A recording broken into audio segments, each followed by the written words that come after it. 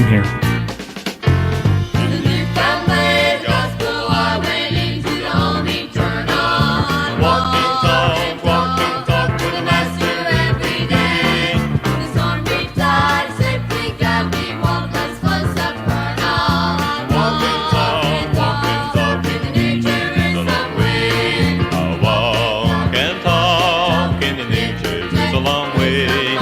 Press along in the land of perfect day. At last, well done, I shall hear the Master say, walk in the New Jerusalem way. Well, we're not in the New Jerusalem. We're in St. Louis at the General Assembly, and we've got a live audience.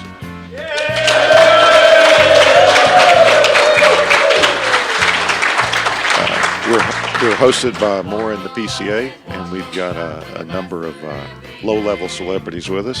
We're going to talk about what happened today at the PCA General Assembly.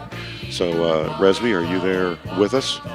I am, and I have brought with me all of the uninformed conjectures that I seem to be known for. I admit this is. I watched approximately a goose egg of General Assembly, probably the least amount that I've watched in at least a couple years, excluding the one that I was actually there for in Atlanta. So I look forward to hearing all of this secondhand and issuing out edicts that should be taken as conscience binding and correct. Well, that's what you do. We're joined by people who were there and who do know. We've got Dr. Dr Aquila. He's been with us recently. Yes, good Thanks. evening. We've got Chuck Williams, who was with us on the very popular Pre-Voice show. No. Did you get any feedback on that, Chuck? No, I'm good. No. Did you get any feedback on the show? Oh, yeah, I got quite a bit. Yeah, we did. We did too. People appreciated that. Yes. And someone stopped me in the hall yesterday and said that it was eye-opening. Wow. And we've got Joe DeLamba, a certified small church pastor, former Baptist in the PCA. Glad to be with you, fathers and brothers. This is his first General Assembly, so we'll start out by having you tell us, what do you think? Well, it's long, but there's a lot of business. It's long, but also not a lot of business in the first couple of days that you can vote on. But I've enjoyed watching the Overtures Committee and observing that and getting to learn the process very well, learning terms, and you really see there's a lot of work that goes into this to care for the good and sake of the church. So I've enjoyed it, honestly. How many times have you heard the phrase fathers and brothers? I'd say 120. That's right. As the game goes, if you took a drink every time you heard it, you'd be dead. Dr. Aquila, when did the whole fathers and brothers thing start? Can you remember the fathers and brothers saying? When did that start? When did that start? It started early on. It's a formal way of sort of like when a debating society or the Congress meets, they have certain phrases that they use, and the church developed it. But it's also developed out of the scriptures, where the fathers and brothers are referred to in a very loving way to recognize a relationship within the body of Christ. So it's been around a long time. Well, I should say that all that noise you hear in the background is about 50 fathers and brothers, but a few sisters and mothers too. And there are some interested females here, and we'll just have to deal with the background noise. It is what it is. Camden Busey will join us soon, but this is a very happy and engaged and interested crowd that we have, and we'll go over why maybe some of them are happy in a few minutes. Chuck, I think your special interest is these revoice issues. How do you feel about the overtures that we're coming up on? Well, I'm encouraged by they're debating it in the Overtures Committee and what they're kind of putting out and all the vicissitudes that are being expressed. I think the last I saw, it was a pretty good piece of material to be put forth, and I think the vote was really good. But I am a bit cautious just kind of know the whole politicking that goes on with it, and some of the maneuvering that goes on behind the scenes too. So. Well, something we often hear is that church politics, like other politics, is the art of the possible, and so sometimes they try to craft what's ideal, but what can pass. What can pass, that's right. But when you do that, you're also running the high risk of sacrificing what you came there to do anyway. So as you've seen the revisions to Overture 23, how do you think people will be pleased with the result? The last one that I saw, I think they will be pleased, or at least the ones that really hold to an Orthodox confession standing. I don't think the other ones will. All right, and we'll have Charlie Nave with us. He's the founder of MORE, and he's also on the Overtures Committee, so he can tell us a lot more about what happened. And they reconvened today and went for a long time, so it was a grueling day for them. Dr. Aquila, what do you just addressed the crowd here, and you told them what you thought about the overtures. Tell us what you think of the same-sex attraction-related overtures that are under consideration. The thing that is very impressive to me is that the number of overtures that we have, that there are very few actually, that really touch on the whole area of anything with revoice and flow. That the Overtures Committee has come out with proposed recommendations to the floor General Assembly that will also be amendments to the Book of Church Order that I think will be very helpful to the church, that will clarify the meaning, of what it means to be beyond reproach, and what kind of character, personality, what we want to communicate of the essence of a person who is serving as an officer in the PCA. And I really think that the two that really are the most prominent are going to accomplish that. And I believe that if the General Assembly adopts them, and I think they will, that will be helpful to the church. Then we'll have the battle of getting 2/3 of the presbyteries to agree as well. Well, and there's the other issue of an overture that commends the study committee in a way that's beyond just receiving it. Yes. And that's thought to give it more force. So Yes, there are really right. 3 overtures. That's right. And that one's a slam dunk, Yes, it was. as is the adoption, the receiving of the study committee. And I should say, just in that regard, that the study committee has been out for at least for over a year now, and hopefully the audience has had opportunity to hear it, to read it. It is a very credible report, especially for its length. It's not voluminous, and yet so it's very easy to read as far as this time. But its content is very helpful. The summary of it in what are known as the 12 statements are very helpful to summarize those important points that are been part of the debate. I mean, this goes back, as Chuck and I were on your program a couple of weeks ago, that it goes back all the way to 2014, right, Chuck? And so, but where it really hit the mainstream and the light was in 2018.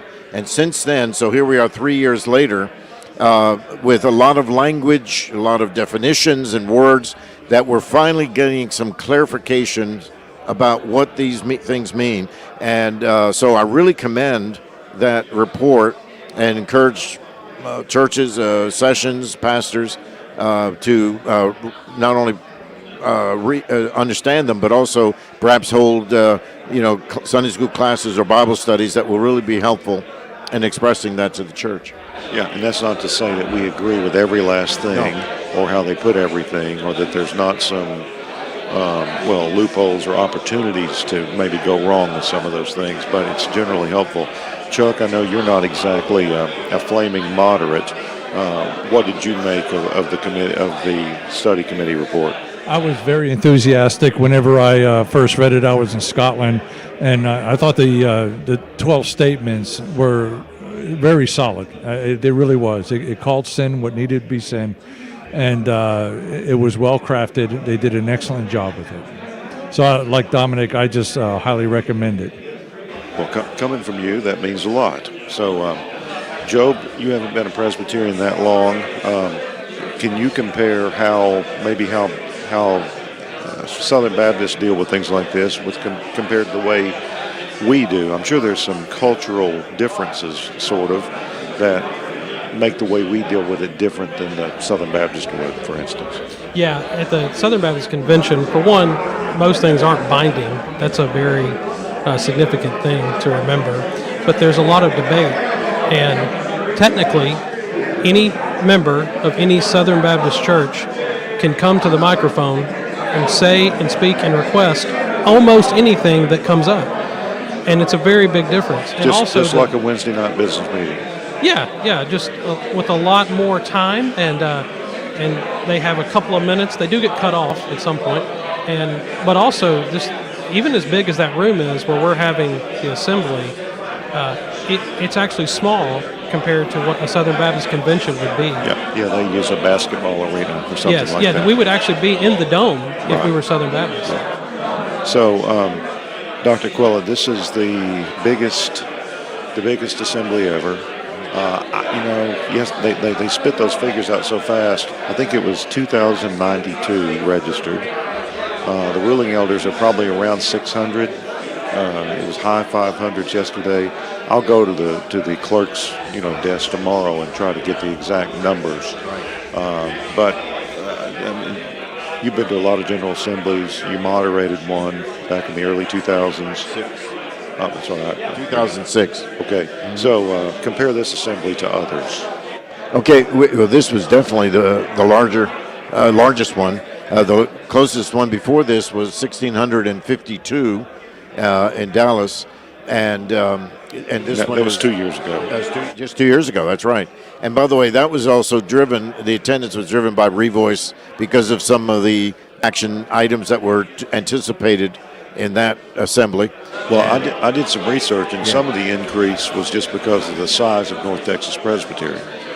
The increase in ruling elders was just because that was such a big presbyterian. Right.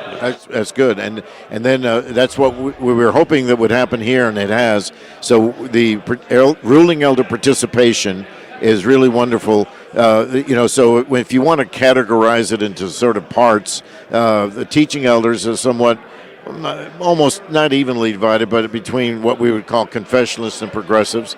But the ruling elders come in. Most of them are brand new, and they are concerned about the life of the church, and they're here out of passion, and they really want to bring to the assembly not only the expression of what's happening in session rooms, but also in pews, reflecting the deep concern of their members that have expressed things to them, and so they're here really representing them in a significant kind of way. So that's one of the things that I see that is there's a passion here, a movement, a beat that is really significant. Yeah, I've talked to dozens of first-timers. In fact, we've got a bunch of them here in this room. There are dozens of us. Yeah, there are dozens, and it's very impressive, and it's very noticeable. I'd like for you and Chuck to talk for a minute while I make some adjustments to some microphones. Talk about the very significant RPR report victories for the confessional side today. What is it? If you and Chuck can talk about the RPR issue today, just talk between yourselves. Yeah. Chuck, on the RPR? Yeah, the RPR. I was pleased with the outcome of it. That kind of authority to be able to restrict a person to teach something that is not confessional, that is indifferent, that is not a valid exception, was something that absolutely needed to be done. I think the one thing that stands out for me is that if the other side had won, then really you rule out all sense of subscription. You destroyed strict subscription as well as good faith subscription. You can pretty much teach anything you want to teach, and the Presbyterian has no say whatsoever, and that raises some pretty disturbing prospects. Calvary Presbytery had said and granting permission, which is granting an exception on the way someone, the formulation of some aspect of the confession or catechism, said to, in some instances, that the individual could not teach or preach publicly on those things. They could talk to friends and they could talk to other pastors, but they weren't able to publicly teach them because the belief was that they were not striking at the vitals, but they were would confuse people with regard to what the church really believes. And here you are, someone who is part of a confessional body, teaching something contrary that could be upsetting and distorting. So the question then before the General Assembly was, does the presbytery have the right to do that? If you're going to grant an exception, why can't the individual teach that position? And the conclusion was that there are certain things that only that court can judge what effect that teaching would have in the life of the church. And especially with a lot of the words that was used on the floor, it's peace and it's unity, to really make sure that was important. So that was a significant, and the vote was very significant as well. Yes, it was. Yeah. You know, the argument that wasn't made is the presbytery is the church too. Yes. And it's not just disturbing the local churches, I don't think. It's disturbing the peace of the presbytery. Well, the presbytery is considered a church in a regional sense, so definitely. And if there are rumblings within it, then it has a ripple effect in other places. But someone really did make the point that in the Book of Church Order there are it starts out with a set of 8 preliminary principles, and these principles are basically the theoretical construct that guide the development and the outworking of what the Book of Church Order is. So it's the philosophy that gives, as you're dealing with the particulars of the sections and provisions, that's the lens through which you see them. And so in it said that the church is defined not just as the local body, but also the local body that is the session, the regional body, which is Presby, and the national body, which is the General Assembly. And the one I would have just added, if we'd had time on debate, is Chapter 11 of the Book Church Order, makes that very same point. It follows through on that preliminary principle too, that each court is competent to render decisions on all things. In other words, every session, if it chooses, could have their own study committee. Every presbytery could have its own study committee and do that.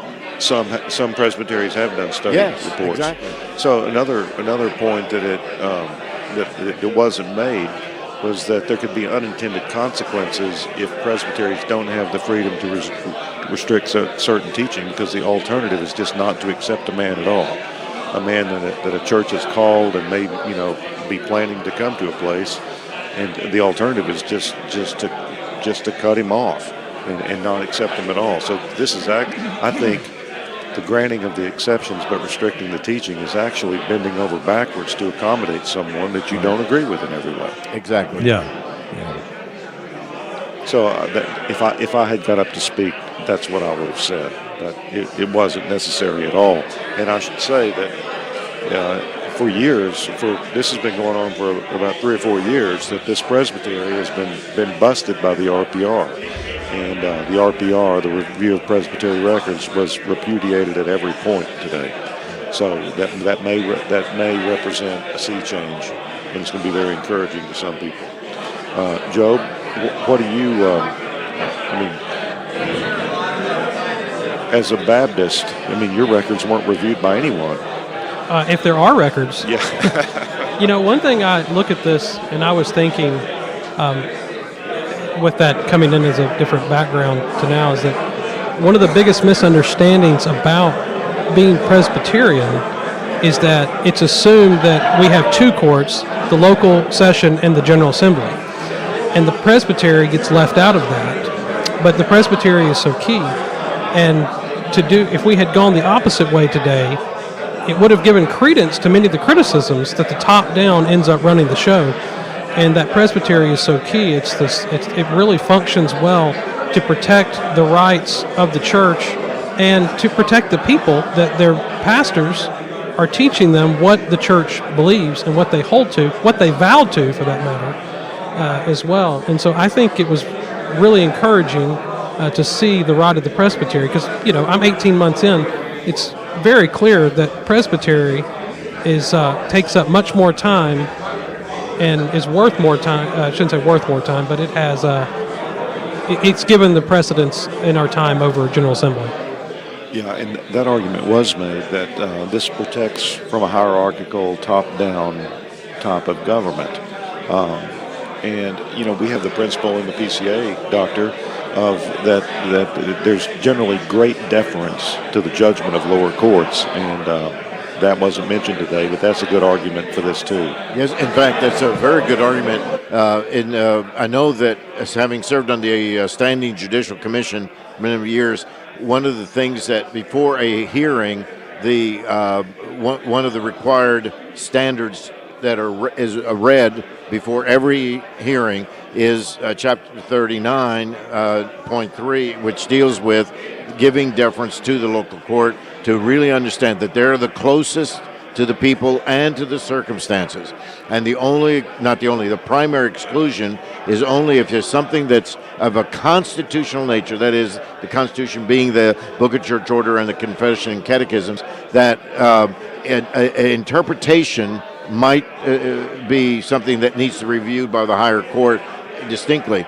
So on the lower court, the deference will be given to how a trial is conducted, how a testimony is received, or how a complaint may be handled, because they know the people and the circumstances. But if there's a constitutional question, they have a right to render it, but that really does have a right of review. So, by the way, in many cases now, we're dealing with revoice, since that's part of the number one thing that everyone's concerned about. That is what's happening here, that the question is whether or not a presbytery in our denomination has been adjudicating things according to the Constitution, and that can be then considered by the higher court. Yeah, and this principle of deference to the lower court is one of the reasons the higher courts often seem to rule only on procedure. But on the most important things, we do need to rule on doctrine. I mean, the higher courts do, and that's what we would be doing in some of these cases. Chuck, you've had a lot of experience with the judicial process. Talk a little bit about the frustrations of it and the normal course of it. Well, I think that Dominic basically touched on it.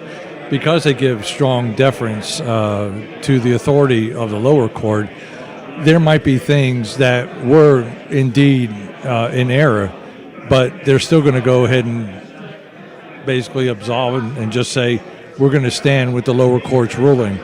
And that seems to be why there may be some theological issues that are off, and they acknowledge that in the concurring opinions, but they're still going to go ahead and side with the lower court, as long as they don't violate the Constitution. Yeah, and no system's perfect, and no one's ever had a good experience with a legal system. I don't think, but it's better that we have a system of ecclesial justice, as I like to say, but also oversight and control. Not control, but oversight and advice and mutual accountability. Well, we're joined by another special guest. He's sort of a podcaster. He's been around this game for a little while. It's Camden Busey. Are you there, Cam? Hold on. Let me unmute you. I'm an amateur here. All right, Camden, are you there? I'm here. Okay. Great Finally, another Presbyterian on this podcast. Hey, Presby, how are you doing? I'm doing well, man. Resby says It's a madhouse here. Resby says that as an OPC, OPC attracted individual. I'll take it. Yeah. I don't know whether he identifies that way, but he does. Okay. He does. Yes, That's permissible. I'll give you some more volume in that. No, you're fine. I'm just getting situated. Yeah. Thanks for having me. I wasn't expecting to come and talk on mic, but I'm happy to do so. So These live these live sessions, everyone just has to deal with the noise, and it's obvious there's a lot of energy here, and that's because some things went the conservative, confessionalist, whatever you want to call them,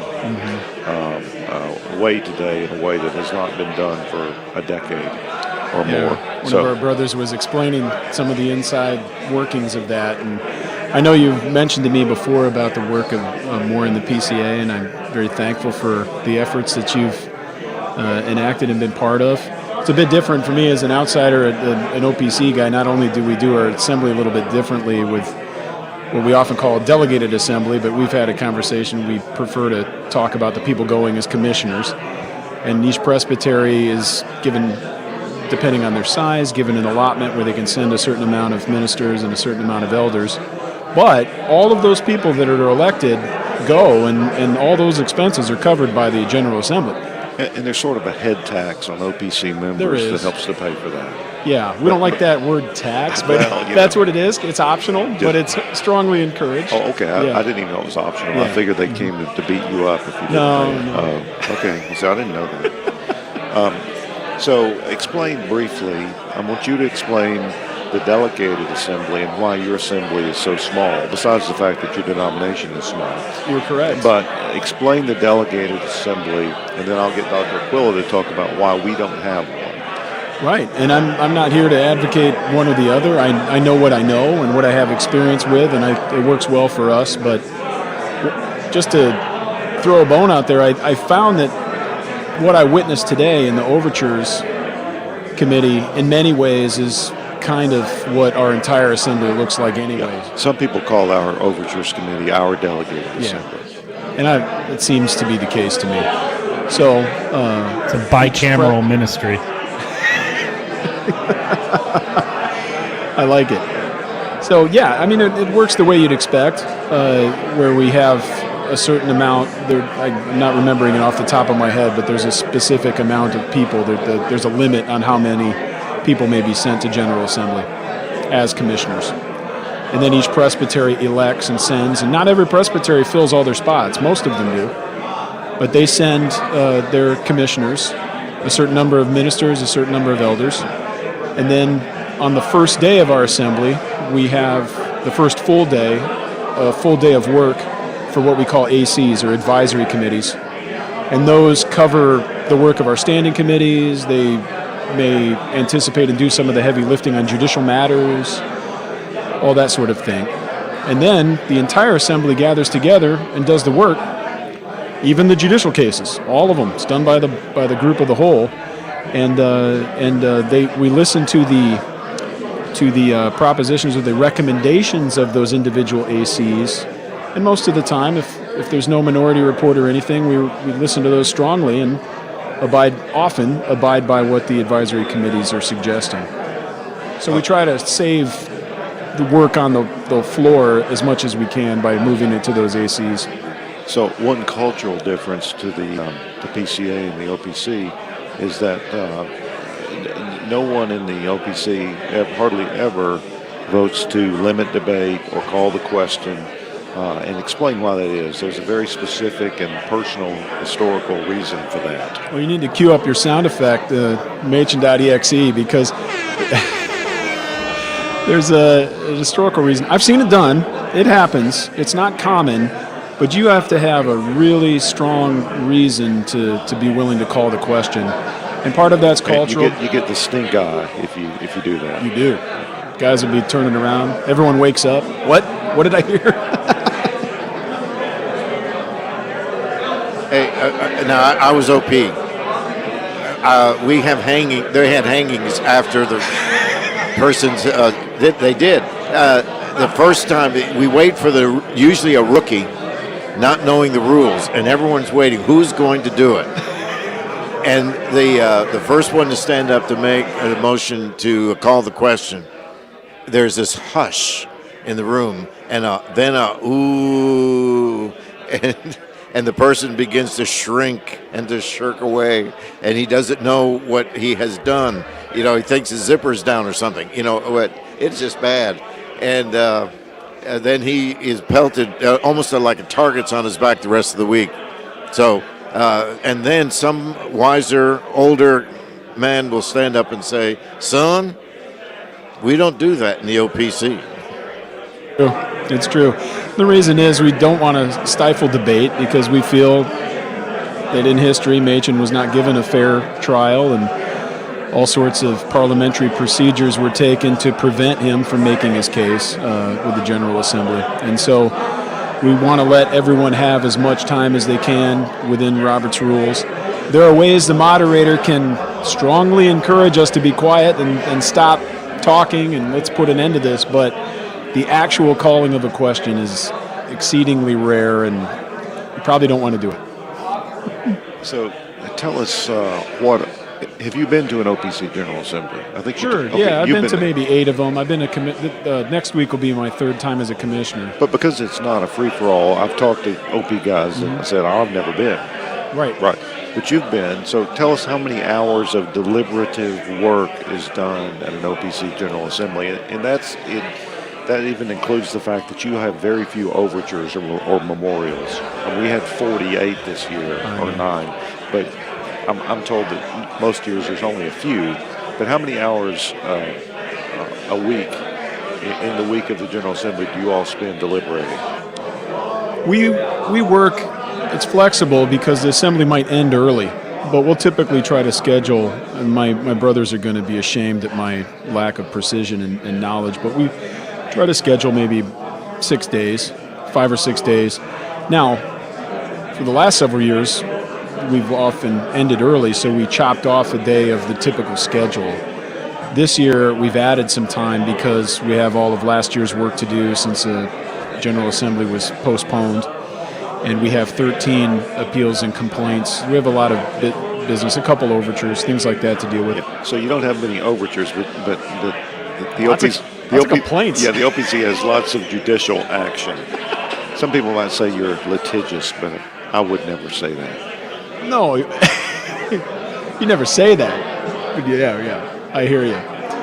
So the work is hard, and especially if you really enjoy fellowship and maybe go out in the evening and stay up a little bit past your bedtime. It's after a few days, you really appreciate the Lord's Day because I've never enjoyed. You don't work on the Lord's Day. Oh, the first time as a commissioner, I went and, man, I had like a 4-hour nap. I came back after the service. I just fell asleep. I woke up. It's evening service time. Time to go.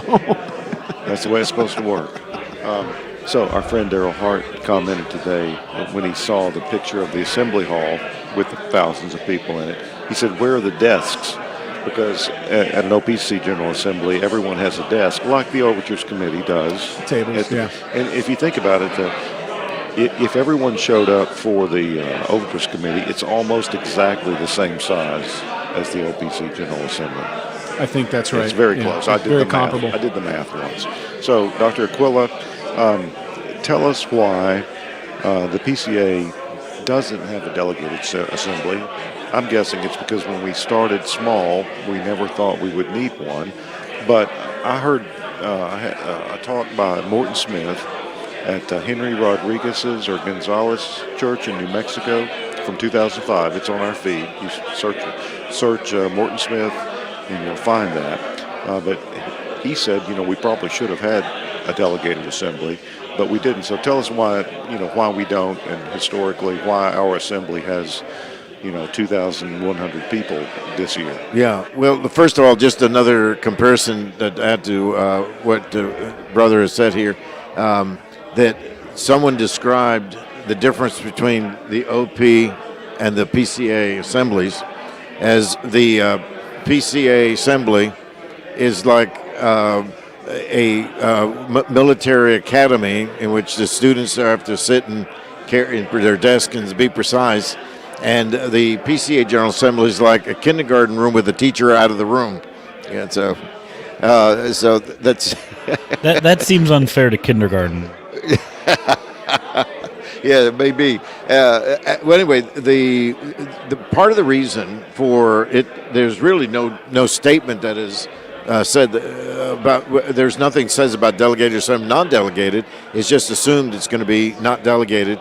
And part of it was that the way that things happen historically in the Southern Presbyterian Church, the Presbyterian Church U.S., there was a lot of control. So sending delegates from each presbytery was controlled by the intelligentsia, sort of the deep state, if you would, within the church. And so as a result, it controlled who would go to represent the church. And because of the conflict between the theologies, that meant whoever was the executor, and they had their clerk, or most of them had presbytery executors, and they would act like bishops, and they would be sending folks that they wanted to cover that.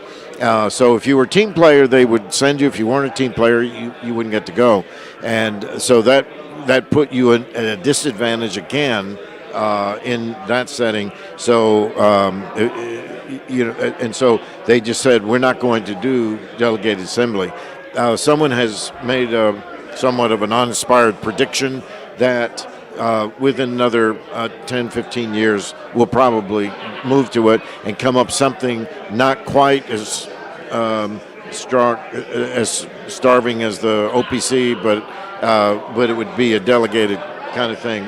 Well, my esteemed podcast co-host, his idea is that no teaching elder should vote. So it would just be all ruling elders. Yeah. Is that not right, Presby?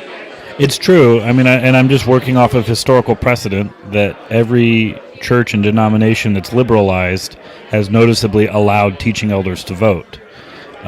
So I find that if we just stop that problem, we may very well avoid all the rest of them. Yeah, but it was probably if you delegated a limit to the teaching elders so that you can work for parity. So if they're only going to be becoming at 20% with ruling elders, you can only have 20% teaching elders. Yeah. Mm-hmm. I've also heard the idea is to weight the votes, and the ARP has a parity challenge, even, that they can disallow a vote if there aren't enough ruling elders. Oh, wow. So that's different. Dr. Aquila, I might have, if I'm Go ahead, permitted to yes, ask a certainly. quick question from church history, particularly Presbyterian history. What churches have in the past used synods, and is that a viable option in the present day, do you think? All of the major and larger Presbyterian bodies had synods. So you had the First Presbytery was formed in 1706 in Philadelphia, and then the Synod was formed in 1717. The General Assembly didn't come until 1789. So they operated with synods. Remember, the first division in the church came with the Great Awakening between the old side and the new side, and the New York Synod became the new side, and the Philadelphia was the old side. And so you didn't have any General Assembly until much later on in 1789. And so almost all of your I grew up in the Southern Presbyterian Church myself, and I grew up in Florida, so we were part of Florida was so big that it had its own synod of Florida, but they would have the synod of the Mid-South and the synod of the Southeast and that kind of thing.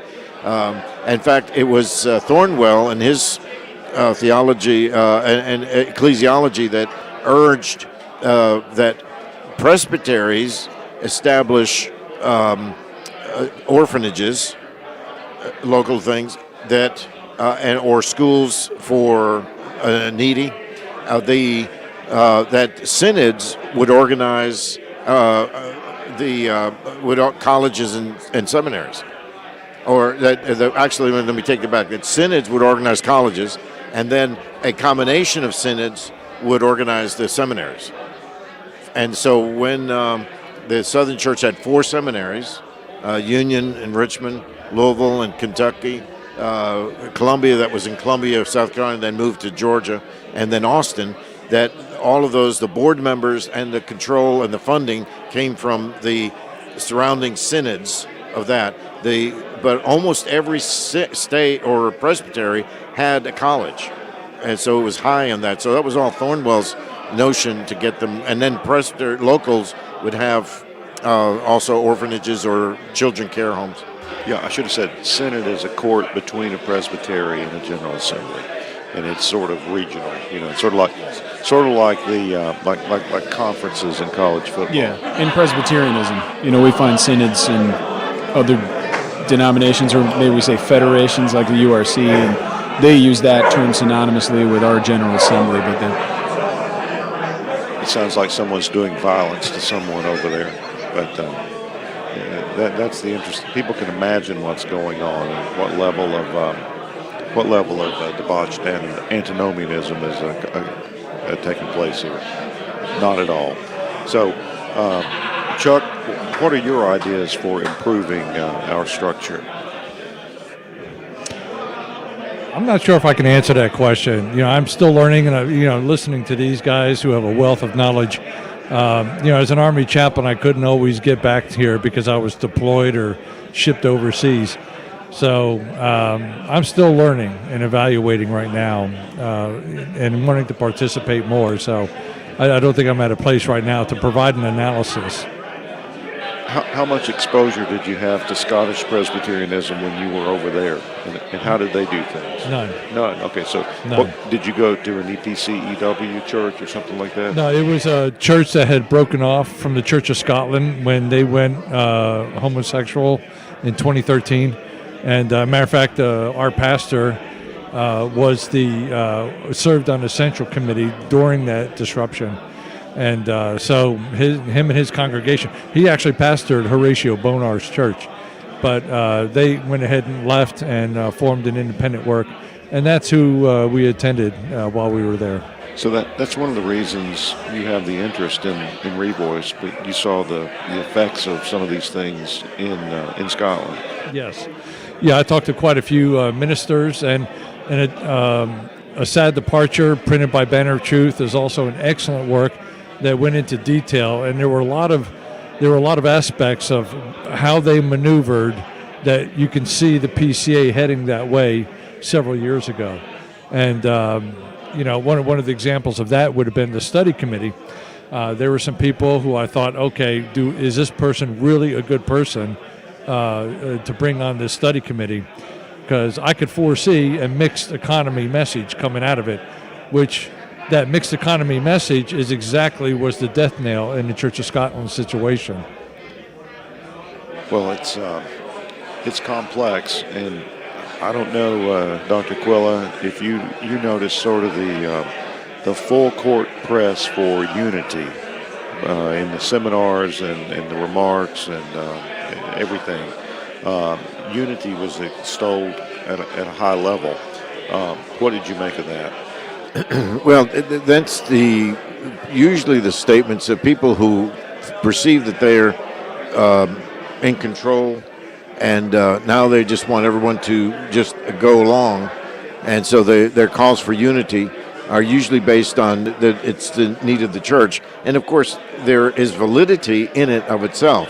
But as one of my former colleagues in a seminar used to say, is that we need to beware of absolutizing a modal sphere. That the mode is unity is elevated beyond the context of truth, and you can't have. And I'm always impressed at how frequently in John's epistles he talks about truth and love, and especially in 2nd and 3rd John. And you think after he said it once it'd be enough, but he just keeps repeating it because you can't have the one without the other. So I think the falling back on calling for unity without there being a context of truth. I thought it's interesting. There was an article that we had on the Aquila Report that just went super viral, written by a pastor's wife, and there was one phrase in the thing that I really thought was interesting, and it said, "Please don't tell me how you feel, tell me the truth, because I need the truth, and especially the truth about Jesus." And so she was pleading as just a member of the church, as a pastor's wife. She said, "That's what I need, and so your feeling about something will not help me."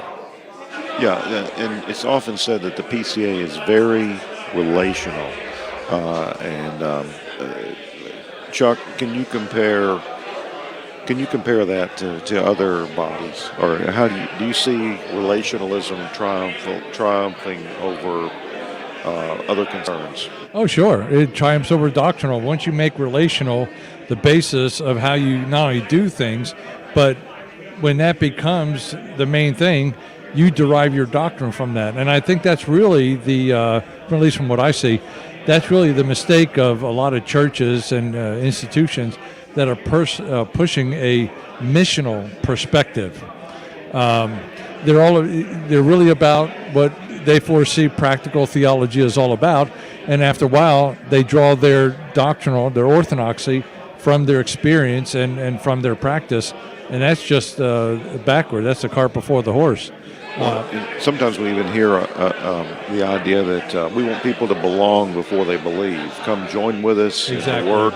Yeah. And then eventually, people used to kind of deride certain evangelicals who had this operating principle: if people like us, then they'll like Jesus someday. But I really think that's the same thing. So, Camden, I know that there are no relationalism means very little in the EOPC because you're always fighting all the time. Oh, that's right? not. Your Machen's warrior children. Well, that's a type of a relation, isn't it? I guess. Yeah, I mean. Yeah, it's like there's a lot to be said. Dysfunctional family. Well, the joke, we put the fun in dysfunction, but I appreciate very much what both of you brothers are saying, all three of you, and not only is truth significant in this matter, but I'm always reminded of our Lord's words: "Sanctify them in truth; Thy word is truth." But when we speak about church discipline and the functions of that, obviously we're seeking not only unity, but also peace and purity of the church. And we can't absolutize or prioritize one of those over the others. It's entirely all part of what the Lord is seeking to do with his people. But I do find, I echo exactly what you're saying, I find that there's many people have a great difficulty trying to reconcile the fact that you can have a doctrinal difference and it not be a personal issue. We struggle with that. I mean, if you followed along things that have been going on at Reform Forum for the last couple of years, if we have a doctrinal issue, then often it's imputed to people that have a doctrinal issue with something that it has to be personal. You have to have an axe to grind. It has to be some personal dimension to it for you to keep at it, which is not always the case. And we just struggle with that. I don't know where that comes from culturally, but it's not merely the PCA. It's rampant in all of our churches, I think. Although, I'm going to say that I don't know what you noticed being here as you were.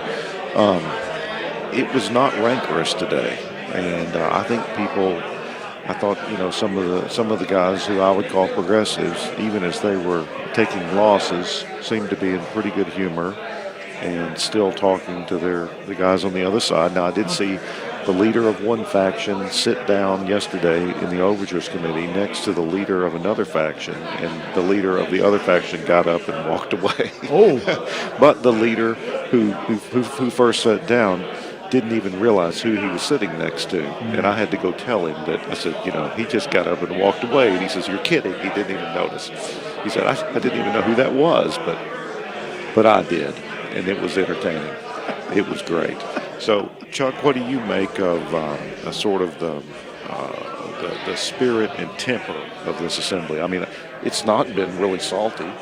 Even in the Overtures Committee and in the hallways. And, I've shaken hands with a lot of people that I don't agree with today. No, and I hope that continues. I've noticed that myself. So that is good. I think there's a sense of, hey, we're in this together. We're brothers. We may disagree on this, but I think the elevated speech and the heightened speech that has really, unfortunately, marked so much of social media, I didn't detect that at all. I got a question for Dr. Aquila. It seems to me, I have a theory that sometimes when we are allowed to do these exchanges in print and on websites like yours, and even on the Facebook groups that Chuck's a part of, closed Facebook groups for PCA elders, as am I. I think sometimes it's good if we can fight it out there, because then when we get to General Assembly, it's sort of, it's not so bad. But the other side really thinks that we shouldn't argue. But the social media overture, which some of us were worried about, it got killed yesterday by the Overtures Committee, along with all the other study committees, which is a great thing in my opinion. But what do you think about, I mean, where does social media and outside the church courts debate, where does it fit in? I mean, I would say there wouldn't have been a PCA without the free religious press. And certainly Machen was involved in multiple publications and letter writing and pamphlets and all that stuff.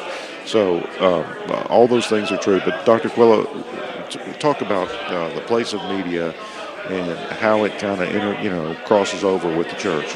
All right. Well, first of all, we need to make sure we understand that throughout the history of the church, there have been communications that would go on before events, before meetings and so forth. So the church has always been contentious in striving for seeking the truth and promoting the true doctrinal teaching. So, for instance, you just think of why was there the first ecumenical council in 325 in Nicaea? By this point, Constantine had claimed to become a Christian. He had secured the position as Emperor of the Holy Roman Empire. He set up his headquarters in Constantinople as opposed to in Rome. And then there's this dust-up between Athanasius and Arius in Alexandria. Now, Alexandria just happened to be a major city and with a big theological college. And Athanasius and Arius were, I mean, there was no faxing, no Twitter, no Instagram, there were no, TikTok now, yeah. Now TikTok's a new one. I haven't even gotten into that one.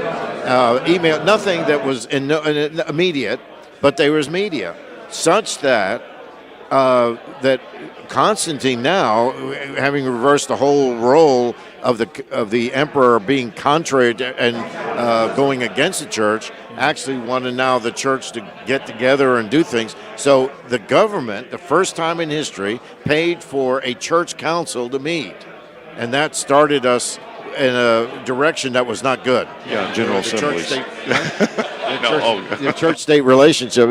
Anyway, the point I'm making is, why did he do it? Because that debate on the Trinity was having a ripple effect in the political arena, in the economic arena. Wow. And so why? But how did that dust-up come? They were writing things. Right. And saying things. Well, think of the debates that were between Augustine and Pelagius, and they weren't right across the street from each other. Pelagius was a British monk, and he was promoting his stuff in England, and Augustine was in Algeria, at Hippo, and they were writing tracts back and forth. The media was going, and for that day, it was hot and heavy, and so forth. Or just move on through history, and you get all of those. There were tracts that would be written. Calvin did it. Luther did when he was sparring with someone who wasn't right. And, of course, Luther was known for being very bold in his language. Cardinal Sadoleto, for instance. Yes, exactly. I mean, and he could sometimes go into four-letter words and so forth, to the point where you wonder. So the point is, we have to be careful, but we need to own what we say. Paul says, make sure you salt your words with grace. Paul says also in 2 Timothy 2:24 and following, that the Lord's servant should not be a quarrelsome person. Right. He needs to be careful, but he can contend. So as you contend, don't be contentious. So he doesn't say not to contend. Our problem is if we don't control ourselves, then we're not salting with grace, and we're being contentious. So, so now we come to our modern day where it's instantaneous. So you get an idea, and bam, bam, bam, bam, you patch it out, and it's gone, and you can't bring it back. And so that calls all the more for an area of sanctification. But is it appropriate to stay strong and contend without being nasty, rude? Absolutely. Right. And we need to contend without being contentious. Yeah, it's one of my problems with Camden. He's far too reasoned and winsome and all that stuff. Well, I'd like to make a little bit of a suggestion for the listeners because I just finished a chapter in a book you brothers may know by a guy named Louis Vandervelde. So Vander, as you'd expect it, space Velde, V-E-L-D-E. But the book's title is The Presbyterian Churches and the Federal Union, 1861 to 1869. Rather contentious time in Presbyterian history in America. There's an entire chapter just about Presbyterian publications during those years.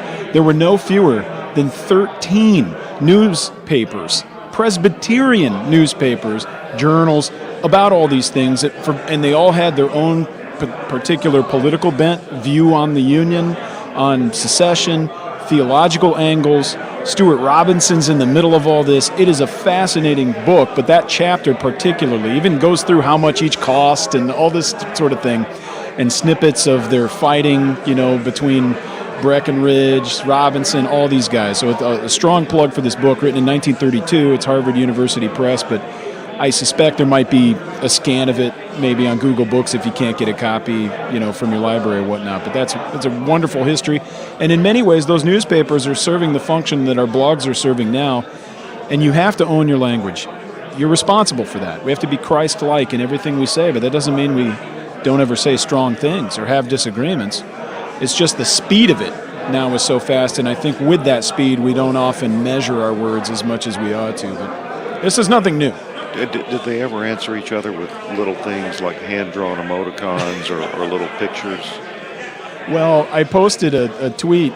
Forgive me if this might take a second to pull up, but for one, I mentioned on Twitter that the OPC affectionately awards what we call the Jack in the Box Award at the end of every General Assembly, and that is awarded to the person who pops out of his seat too much and talks. But Stuart Robinson was called nothing less than, if I may find it, here we go. Oh, this is the wrong tweet. I've got it. Bear with me. How old am I now? 70? Okay. Oh, we're very patient. He says, so Dr. Breckinridge himself did a good share of the talking at the Assembly, thanks also to the appeal to the Assembly of a dispute with a rival editor in Kentucky, Dr. Stuart Robinson. The fighting editor of the Danville Review was having a delightful time, quote, as much on his feet as the Colossus of Rhodes, one New School observer put it. So he was standing so much they thought he was like the Colossus of Rhodes. And another guy, the author of this book, Vandervelde, writes about Robinson. Read this or listen to this in light of your overtures, and no social media should exist. One suspects that among Dr. Robinson's motives in founding the True Presbyterian, his publication, in 1862, not the least impelling, was a desire to provide himself with a convenient medium for venting his spleen against his redoubtable opponent. Chuck, our friend Chuck here, he's forthright. He's frank. And on the Facebook group, sometimes you get into some scraps. Yeah. But that's not confined to one side.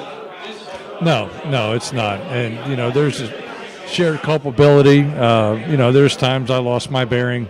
I've made sure that I've apologized later to that. But, the thing is that these are foundational and incredibly important issues. And I think it is very easy to become too emotionally invested when you're talking about these things that have significant impact and influence, and you see the dangers of them. And it's very easy to do that. And you can appreciate at least the import that people are investing, that they see something that maybe you don't. You see how incredibly important that this is, and they become passionate about it. But I think you made a good note about social media and communication has become so quick, we don't really give thoughtful consideration to what we need to say, and we just go ahead and just blurt it out and say it.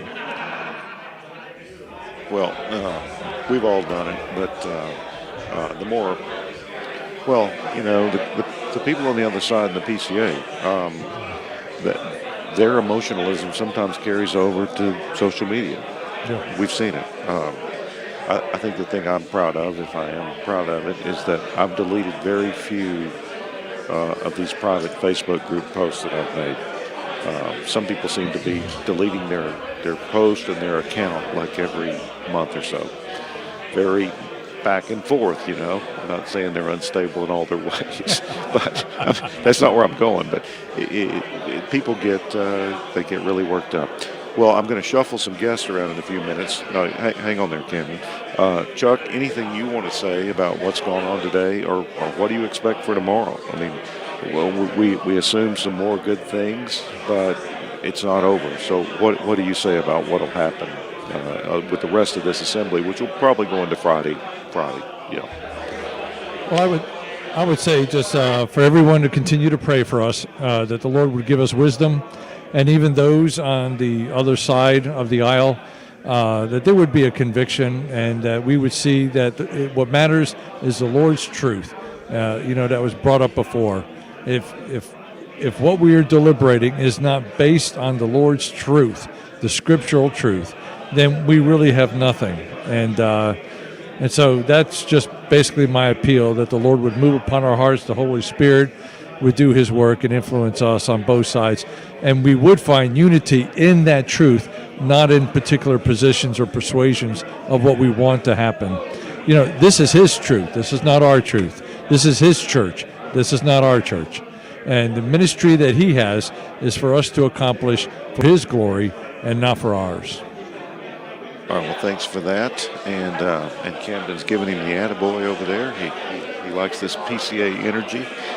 Dr. Aquila, what do you expect in the next couple of days? Yeah, I agree with Chuck in much he says, that we'll have a spirited debates on some of these issues that will be presented, especially from the Overtures Committee, because they're serious things for the life of the church. Yeah, we should say that our people can watch this on the live stream. Oh yes, on live stream. I think you go to PCAGA.org, PCAGA.org, and then look on the live stream. And things begin, I think, about 9:30. As far as they just broadcast stream the plenary sessions, so I think it starts 9:30 Central Time. So that that'll be 10:30 Eastern. So so that you'll hear questions and comments, and sometimes what appear to be one amendment after another amendment, so you can get lost in the parliamentary procedure. But if you follow carefully, it gets to the end, and it's good. So I think what we'll see is we'll find a definition here for this assembly to send a signal to the church that we're serious about human sexuality. We're serious about the leadership in the church being given to elders in the church. That we're serious about the ministry going forward, and the church being the primary means that God has given and raised up for the extension of his kingdom in this world. And so I think we'll see a lot of those kinds of things that will be coming out. So I'm very hopeful for tomorrow. Okay, thanks for that. And Camden, anything you want to tell us about what's going on at Reformed Forum, or give us the spiel? Well, we're thankful to be here. You can always go to the website, reformedforum.org, to find out things we've got going on. New books are coming out, video courses online that are all available for free. But I've said enough out there. I'm just thankful to connect. Do you accept Bitcoin? Oh, don't get me started. I would, sure. Okay. All right, Ethereum, no Dogecoin. Presby, sorry. It's. I know it's Doge. I don't know. It's just weird to hear about people who are like, you know what? I choose not to be independently wealthy. I mean, you do you, my friend. In the meantime, I'm gonna, as one person said, I'm gonna remain a member of that small internet fraternity who bought something and one day are gonna own the moon. So. All right. Well, I think what we're going to do now is actually play a couple of songs, and we're going to shuffle things around. But thanks to our first panel of the evening, and they can get back to having a good time and getting to know the good guys and gals that are here. And we'll be back shortly. And well, this is that Presbycast music, so you just have to deal with it. But here we go.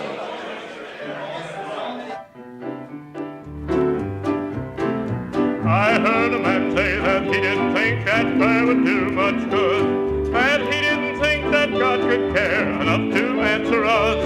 But I am sure that if he prayed to God about these things, my God would hear and would answer him, for prayer changes things. Don't you know that prayer changes things? Changes things.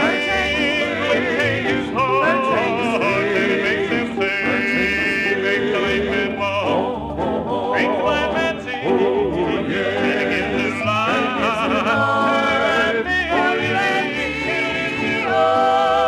When you're downhearted, then you hear the angels sing. Praise the Lord, for your salvation. For you know that prayer changes things. Now if you're in trouble and you need a friend and you don't know what to do, just take your troubles to the Lord. I know He's gonna see you through.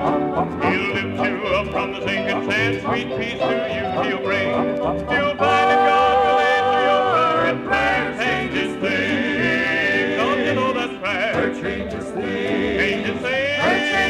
Well, it changes hearts, and it makes them sing. Makes the lame man walk, makes the blind man see, and begin to lie. Let me up when you're downhearted, then you'll hear the angels sing. Praise the Lord, for your salvation. For you know that prayer changes things.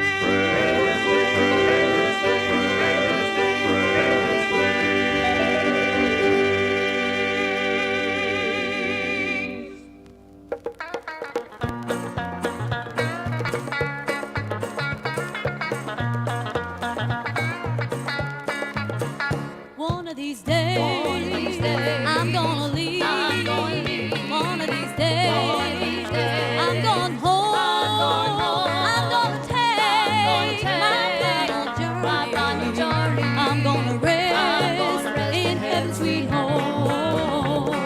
Stepping on the clouds, we'll see Jesus rise to meet him in the air. Stepping on the clouds, he will greet us. Oh, the joy together we'll share. I'm gonna leave this world behind me, going where the devil cannot find me. I'm going higher, higher, higher. Okay, we're back after a brief break, and we want to thank our previous guest, and we've got some fresh ones. It's ladies first. We haven't had a lot of females on the Presbycast, but we have a lot of female listeners. And well, tell us your name if you want to, and tell us what you're doing here at General Assembly. Your first one. All right. Well, my name is Zoe Shimke. My parents are missionaries in Kampala, Uganda. I am 20 years old, so I'm definitely in the minority as far as age goes. I've seen some people here with their kids. I'm here at General Assembly because I just happen to have a specific interest in Presbyterian church polity and the way it affects the rest of the Reformed community. I've been PCA my whole life, and last summer I started listening to Presbycast during the pandemic, and I have been sad about no GA last year, and I wanted to go to GA pretty much for about a year now, and I'm having the time of my life. I am also here at GA as a floor clerk. I believe I am the first female floor clerk they have ever had. So you already know I'm going to be running for moderator next year. Oh boy. We're going to have to shut you. Look, Mom and Dad, I made friends on the internet. They're going to let me come to GA every year now. Well, so it would be good for us if you became moderator, I guess. But you're a Presbycast listener, and why do you do that? Well, I suppose there's lots of great literature out there as far as the PCA and general reformed thinking is concerned. But as far as contextualizing it on a real world basis and a present day basis, PresbyCast has really helped me do that, as well as introduce me to the key players, or maybe at least in this small little fandom world. You just accused us of contextualization. Oh no, I'm so sorry. I can't believe I just did that. It was a slip of the tongue. So you're out in Colorado. Yes, I am. I am a student of Colorado State University Extension School down in Pueblo. I am double majoring in journalism and political science, as I tell people, because I want to be broke and sad during my adult life. I did that. So tell us what you've enjoyed about GA. I mean, it's a spectacle, and it's impressive in some ways.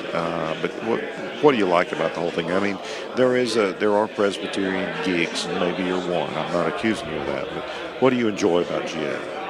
I think the thing I enjoy most about GA is the debates over specific, not contextual, because that's not quite right, over specific polity issues. I've said the word polity quite a lot. I am only an amateur PCA literature enjoyer. I do not claim to be any sort of expert on the topic, but I definitely have done a lot of reading. What I'm specifically enjoying is the conversation about Overture 23 and concupiscence. I actually tweeted earlier today, Kevin DeYoung said concupiscence finally in the Human Sexualities Report, so I can leave GA happy. A revoice and the panel on critical race theory or something approaching that are my two main interests for this GA specifically, and next GA, really. Well, it was a delight to meet you, and you're going to hang around with us for a few minutes, but, you know, there's something about PresbyCast. We attract interesting people. And we love the poorly educated. Well, our guest is pointing at himself.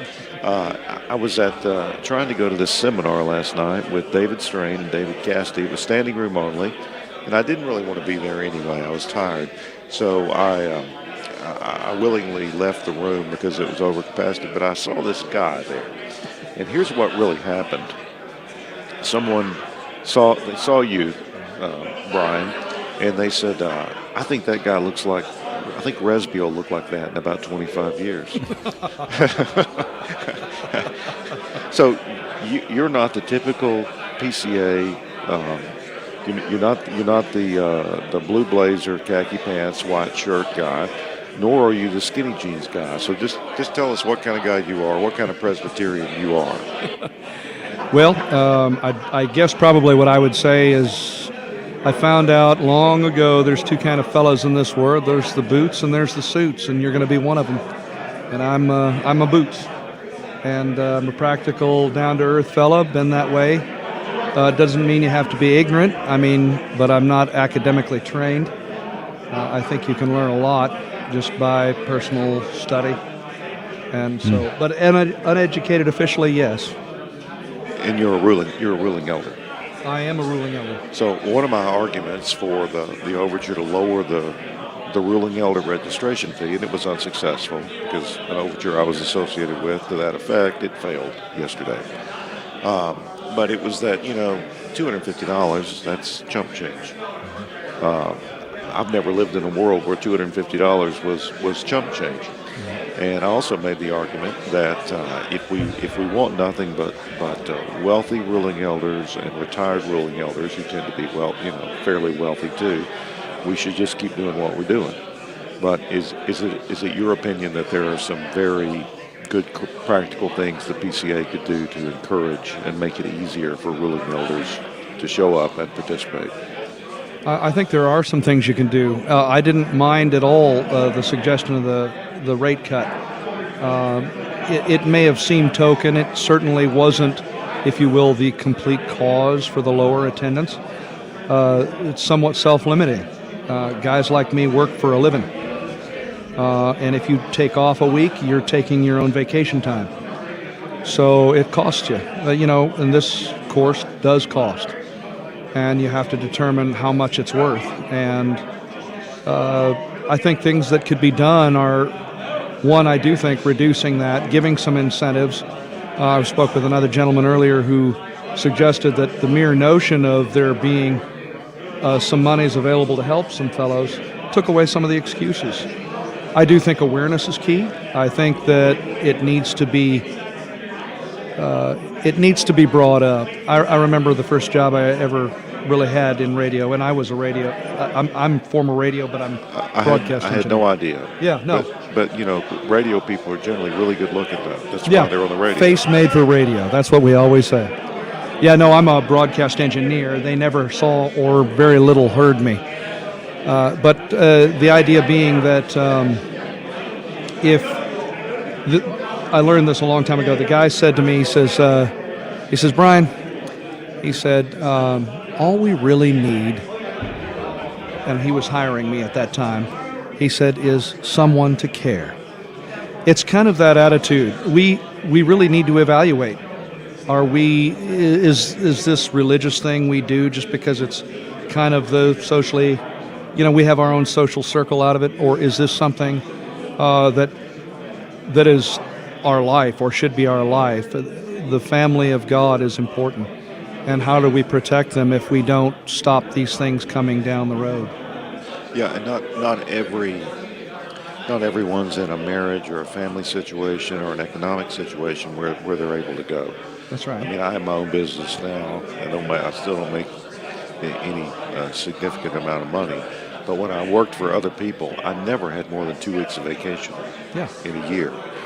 And probably the only reason I could go in 2010 when I did is because the company that I worked for was sort of in decline, and they were happy for me not to be there for a week. They didn't want to pay everyone as much as you could work.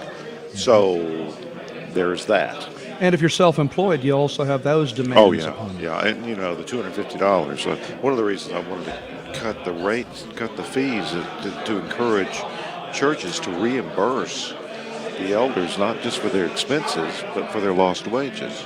And say to the churches that have money, okay, it's $250 less, give that to the ruling elder. Now, I'm not looking for a handout from my church, and I don't know that I would take it. And a lot of ruling elders wouldn't accept that.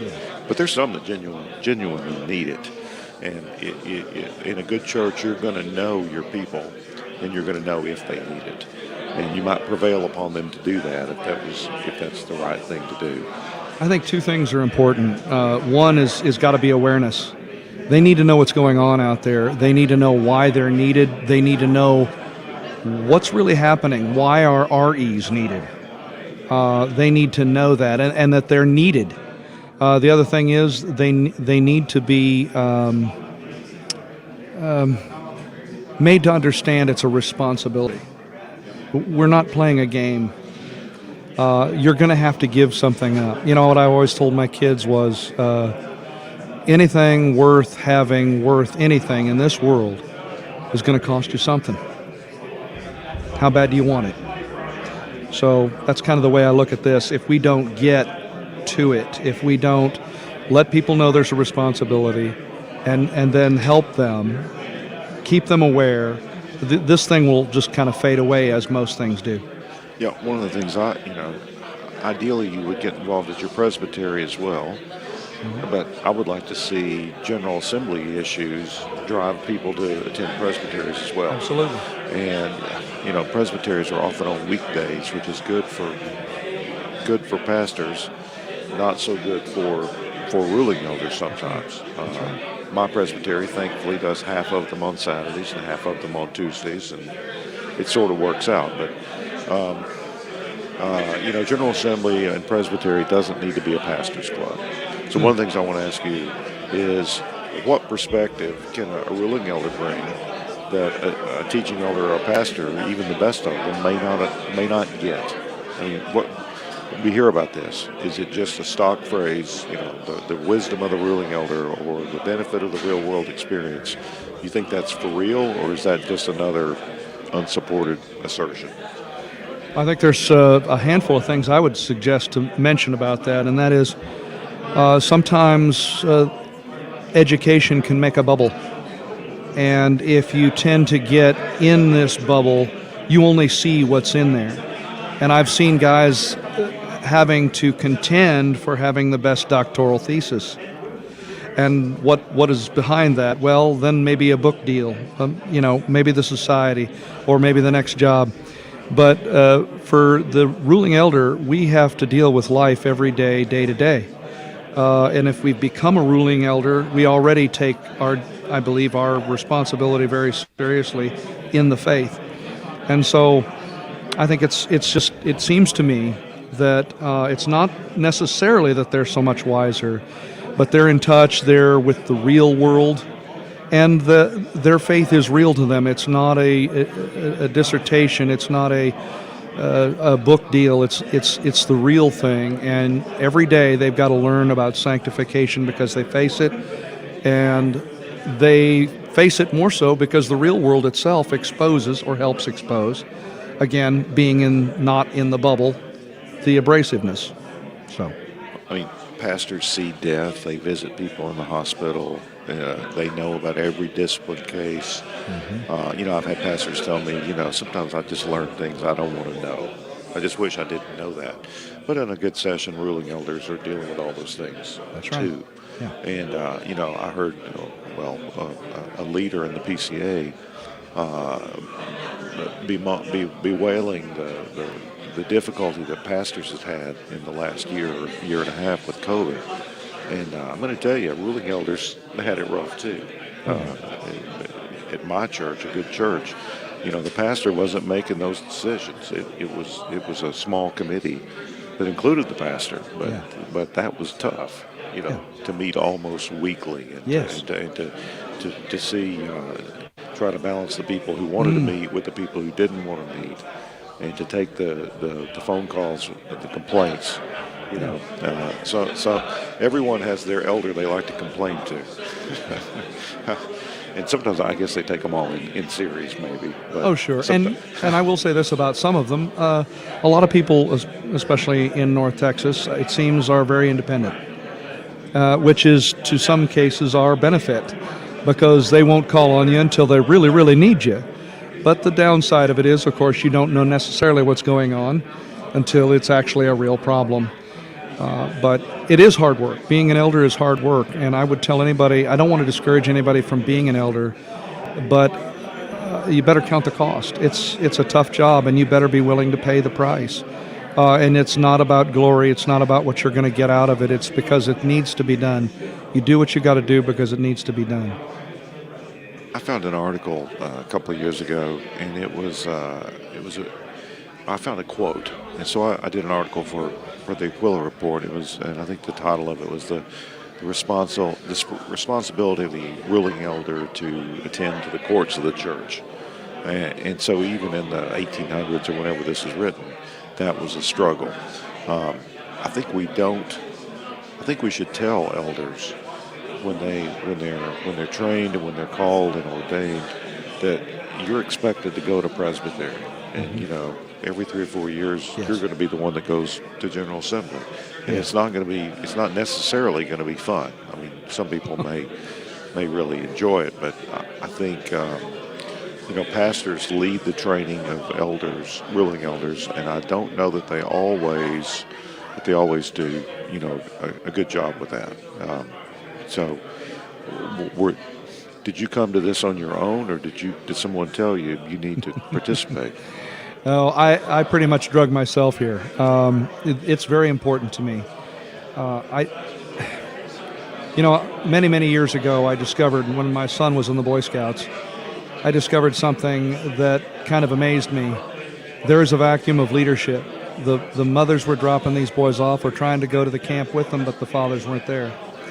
This really has to start fundamentally about leadership. Sometimes we're thrust into it. Sometimes if we get in there, it's easy to become overwhelmed because we thought this was an easy, we thought we were ready for the job. I think probably anybody will tell you most jobs you just start out with, you think a lot, but you don't necessarily at the end of the day have enough experience. You'll learn it if you stick with it. But I believe strongly in mentoring. I think that older elders, where possible, need to mentor the younger ones. I'm a little bit nervous about having elders be too young. It's a concern not only because it is a huge demand on time, but usually they've got families and that they're learning to be leaders in their own home. How can you properly lead men and women who are twice or three times your age if you don't have any of that experience? I'm not saying it's not possible, and I know what I say isn't popular, but I will, and I'm going to go out on a limb if you don't mind, just momentarily. Oh, please. This is Presbycast. That's what we do. We can hand you a saw if you'd like to saw it while you stand on it. I bring my own. Okay. Believe it or not, though, what I think I'm about to do is somewhat indict the men. I'll speak out to the men that the men that don't want to be involved. They may be in the church. They may have great talents. They're older. I personally don't believe in retirement. And when it comes down to it, we'd all like to say we work so hard our life. I've worked hard too. But what do we deserve? Is it okay now it's time for me time? Is that where I have to go? Or at the bottom line, do I owe a responsibility to carry forward this, to mentor the new guys coming in, to pull other guys involved in this? And the need for elders is high. We're right now short of elders, and we're looking for them. You're not allowed to put pressure on them to become elders, and it's not a wise idea to do so. But yet you need them and you want them. A lot of prayer is involved, I think. I think we do have to pray for these guys and bring them in. But most importantly, understand and count the cost. Don't just jump in this thing. It's not a party boat. It's real life. And, hopefully the old men will heed this too, because the older men, and I'm not that old yet. I'm older, but I'm not that old. And I'm going to say about these older men, you don't have the right to just sit back and be selfish, not according to Scripture. You have so much to offer people. You have so much to take care of Christ's church and shepherd and lead them. Me time is not acceptable, not in this economy. And there you go. So I just about got through the branch, I think, on it by this time. All right. Well, you hang with us, but we have a special guest, someone who wrote an article for the Aquila Report recently, and it got massive response, positive response. She's a pastor's wife who proves the adage, and something I've observed: Presbyterian ministers marry up at a rate that is just absolutely astounding. And you are Sarah Morris. Get a little closer to the mic so we can hear you. You wrote a fantastic piece for the Aquila Report, and tell us about it. I'm going to try to get it on the screen, but I'm trying to manage all this. It was one of the most read articles, even though it maybe came out late in the week, and it was wonderful.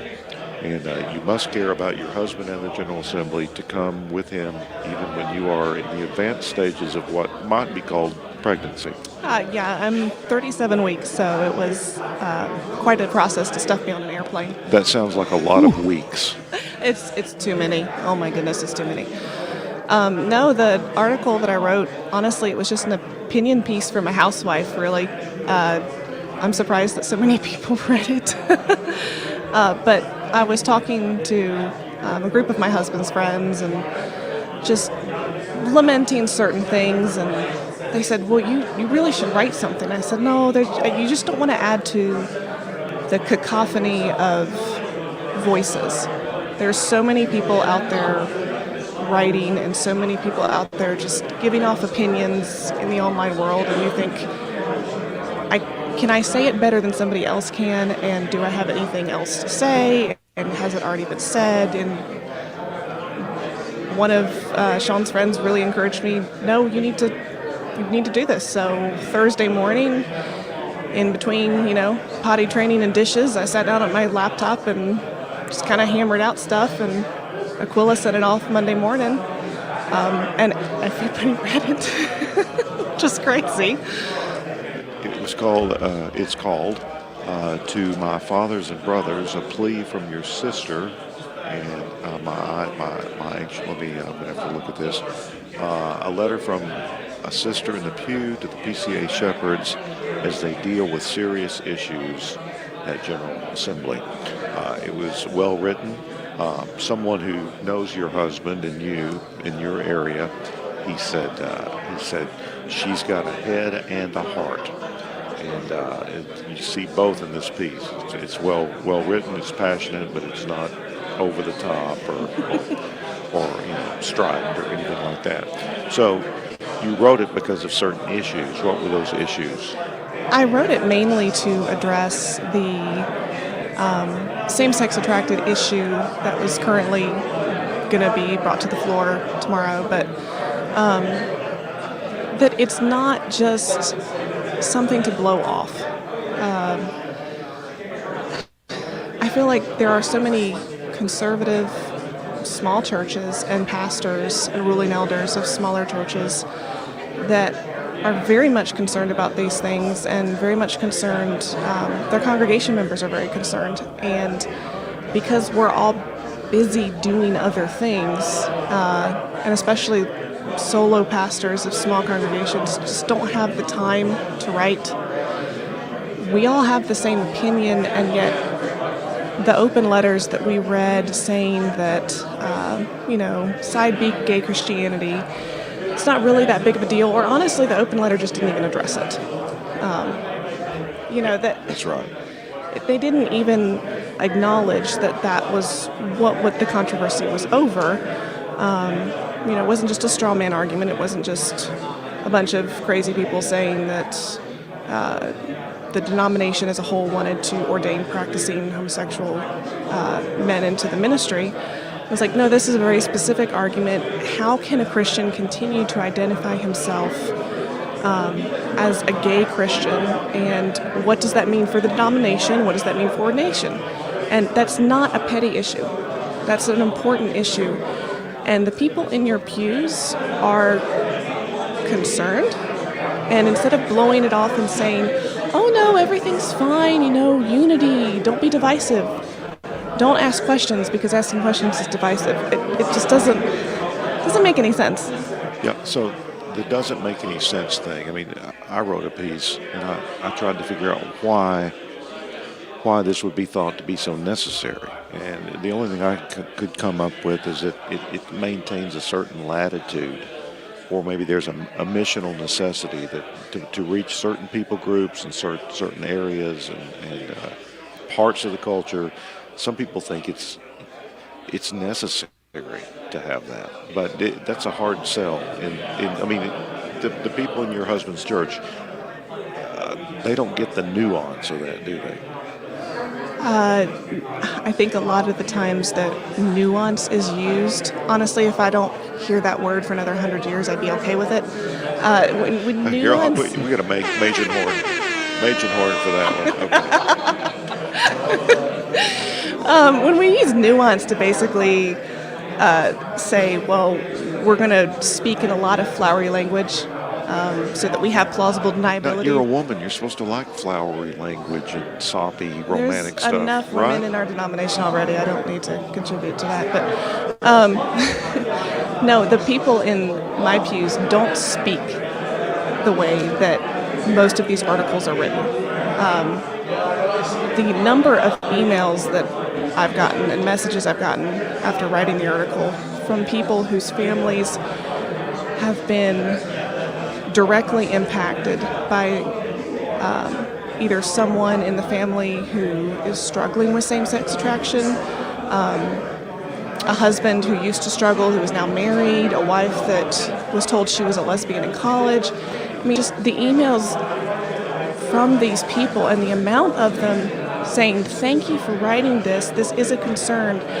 When I was coming back into the church, when I was being converted, if somebody had used this kind of language and used this kind of reasoning with me to say it's okay to keep this part of your identity as an identifier, as you come into the Christian faith, this would have killed my faith. This would have been spiritually, I would have been spiritually dead and very, very confused, and it would have, I mean, obviously we know the Lord saves those whom he saves, and so, I'm not trying to discount that, but it would have just been such an impediment. And to hear that from people who've been directly affected by it rather than ministers who, I think out of compassion, don't want to have to answer hard questions.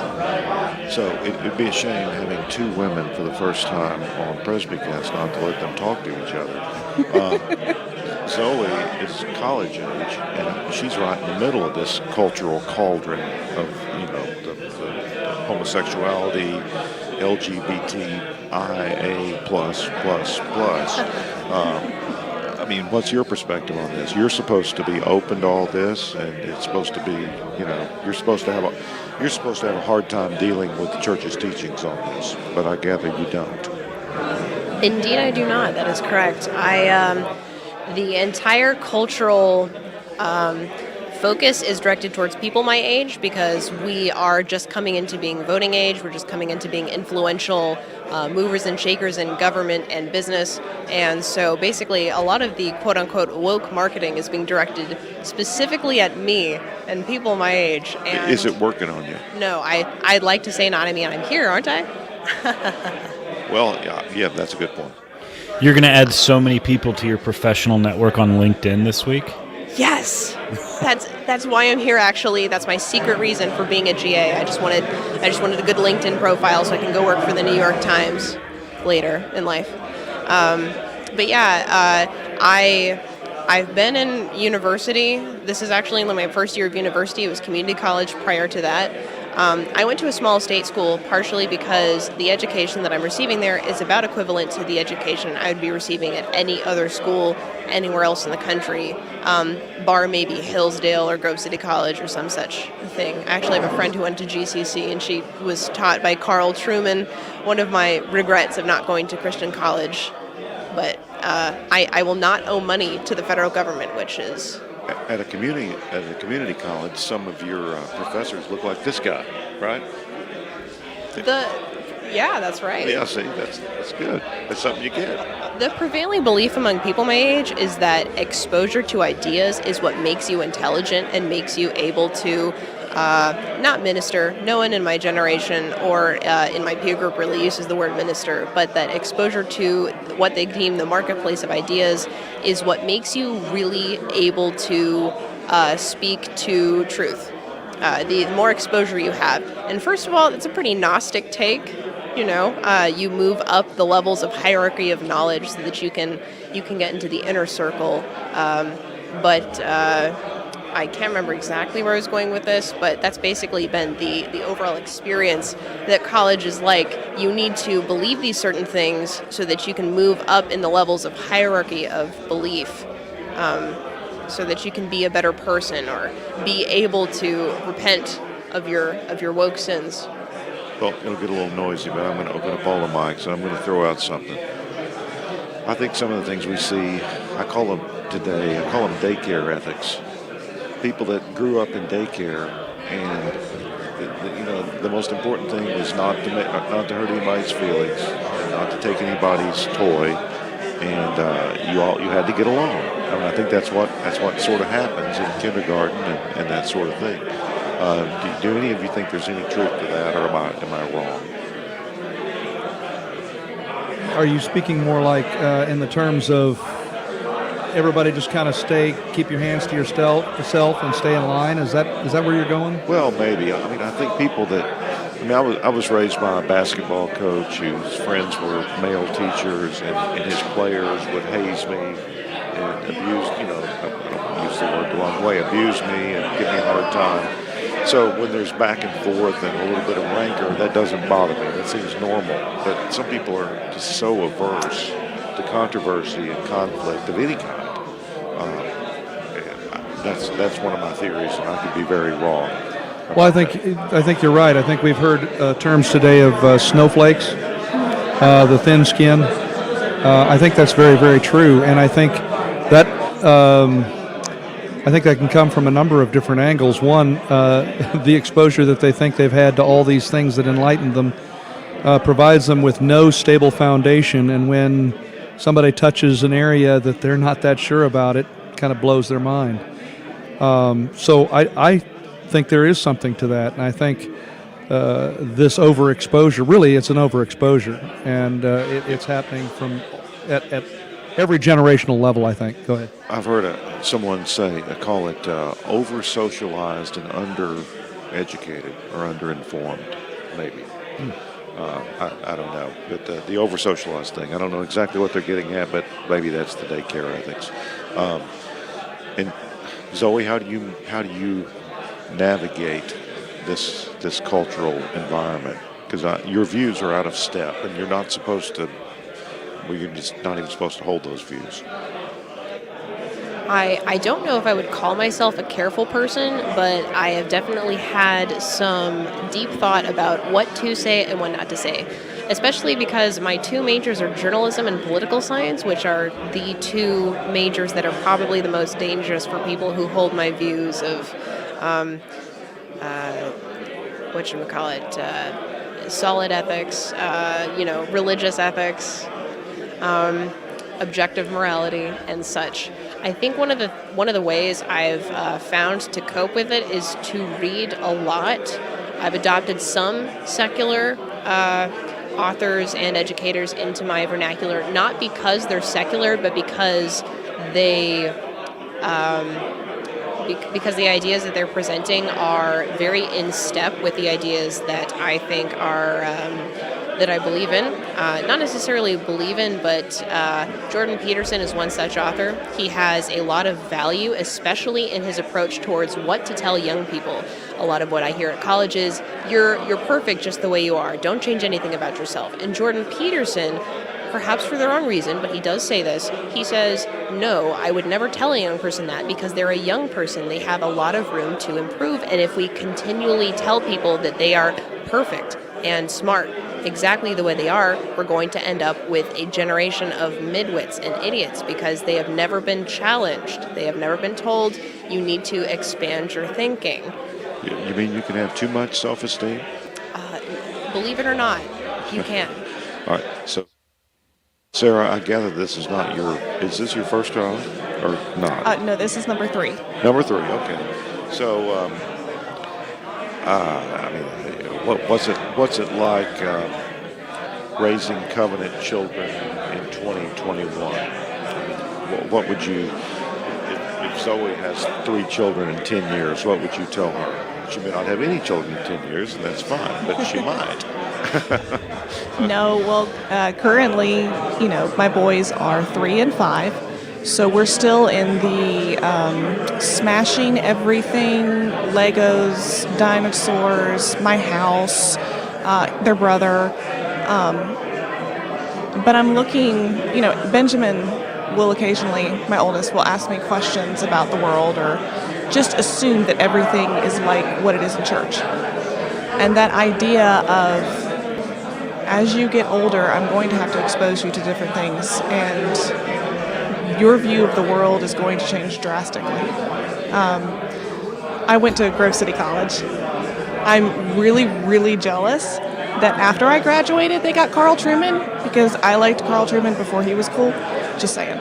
Did you get T. David Gordon? I did. Yeah. I did. I got an email from him yesterday or something about something I had written, and I haven't even read it. It was so crazy this week. But, Yeah, no, he was one of my favorite professors. Yeah, he's very, very fun to talk to. We've interviewed him at a couple of conferences. He has just such a mastery over the English language. Yeah. It's just fun. He's very precise. Well, are you going to write anything else? Maybe. Are you going to become a mommy blogger? Oh my gosh, I don't have time for that. Did you just Stuff accuse? to do. Did you just accuse her of alcoholism? Don't bring up wine moms on this show. So, well, people will probably encourage you to write other things, but if you don't feel like it, you just It's a very good piece. It really, really is. Yeah, we enjoy it.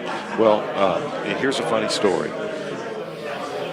we have these very valuable items. They're Machen Warrior Children membership cards, Okay.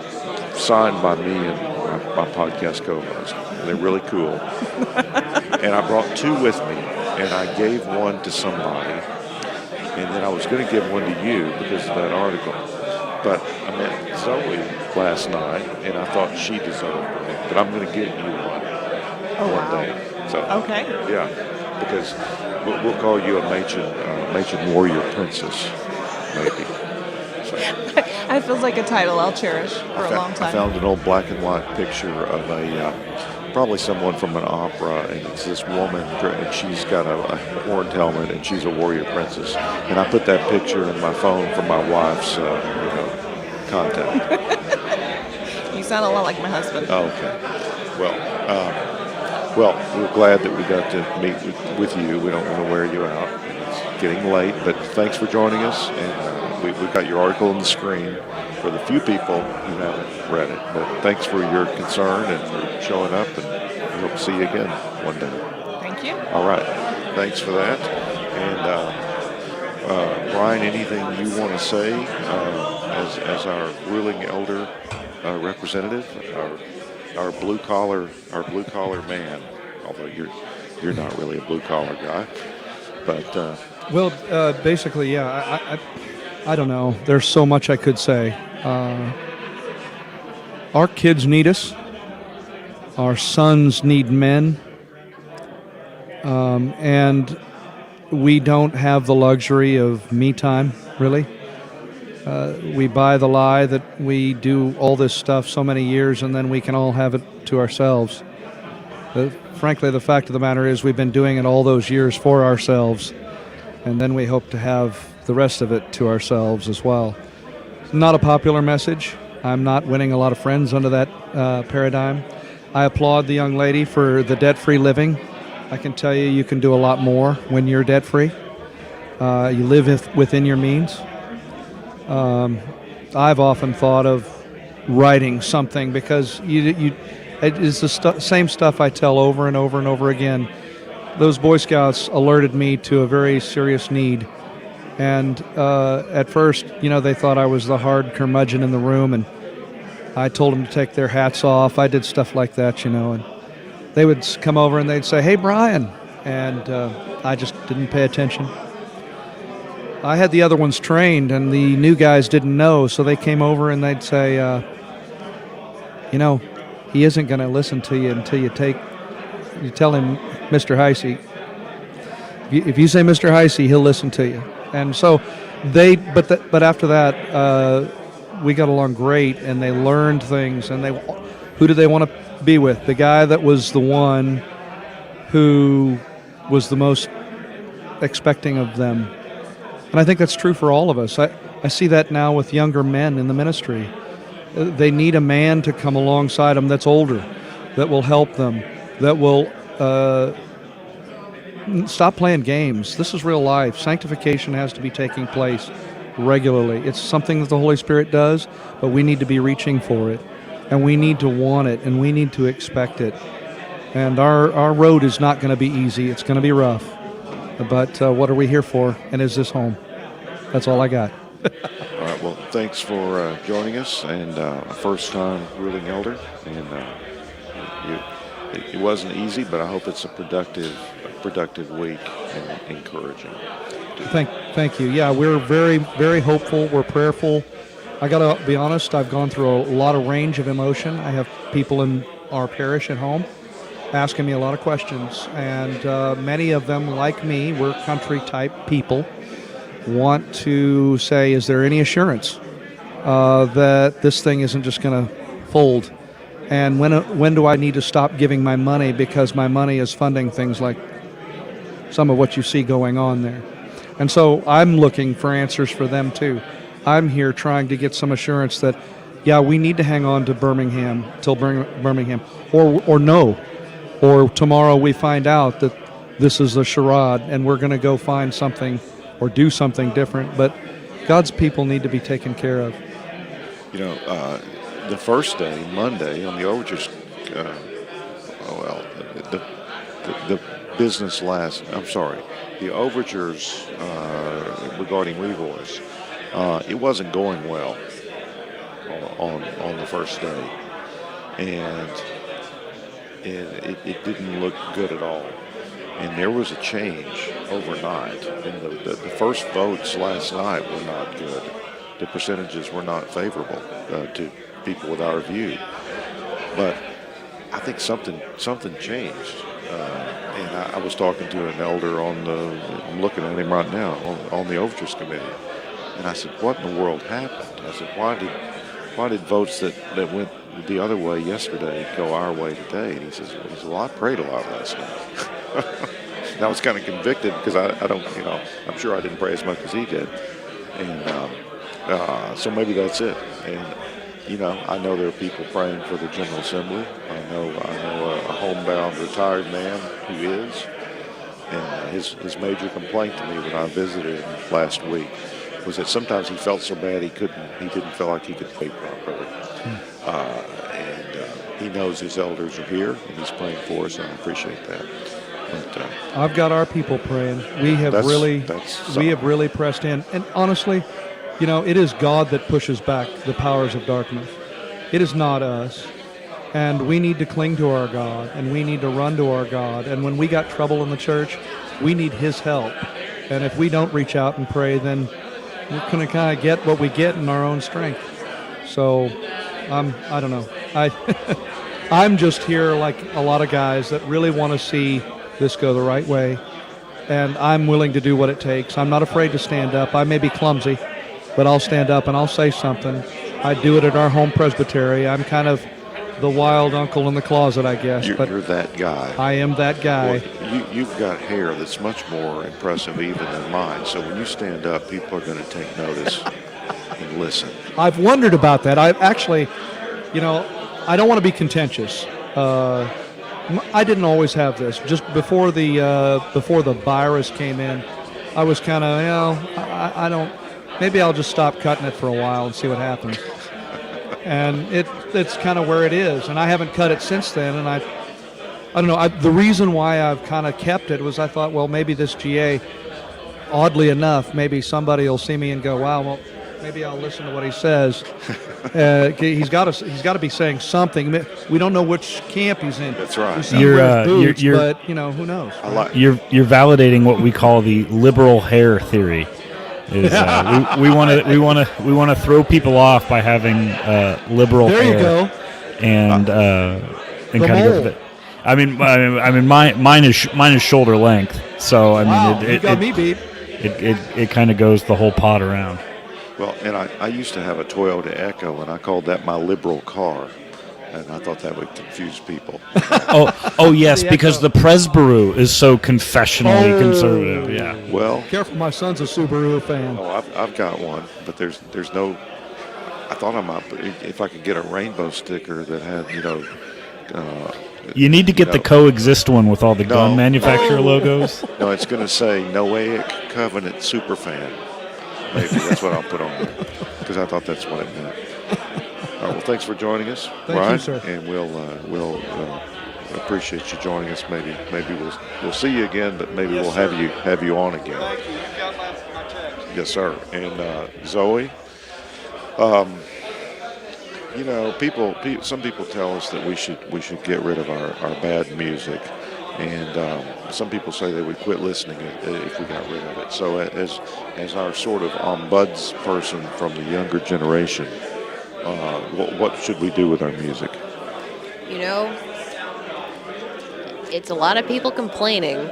A lot of people complaining for sort of improprietary and very petty reasons that have led us to abandon some of our high church traditions. And I think for the sake of cultural preservation, as well as just having fun with it, I think you should keep the music the way it is. In fact, I think when I first started listening to the podcast, I thought the music in and of itself was the joke. The joke was that Presbycast was this, irrelevant non up to cultural speed podcast, and I thought that was sort of the irony of the music was that, oh, this is just some little podunk bluegrass podcast where they're going to talk about waiting in line at the Bojangles and thinking about some sort of spiritual revelation. Not that this is the impression I had, but this is the impression the music gives me. Oh no, you've never thought about this before. I can tell. No, I've never even remotely considered. Nothing even slightly like this has approached my thoughts, reached the door, as it were. But no, I think there is some beautiful irony in that, and it's, there's worse music, like the music my peers listen to. Here's my proprietary peer dunk. I do like to do that a lot. Well, I guess I should say a little something about the worship service, and I didn't go to the one tonight, but the opening worship service, were you there? It was unusual. It was almost an Anglican service. I had some high church music, some pretty long instrumental pieces or choir pieces in the middle of it. And I told someone, it's going to get less high church as the week goes on.